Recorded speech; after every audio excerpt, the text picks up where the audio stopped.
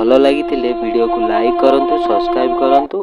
ଆଗକୁ ଆହୁରି ଭଲ ଭଲ ଭିଡ଼ିଓ ଦେଖିବାକୁ ମିଳିବ। ଧନ୍ୟବାଦ।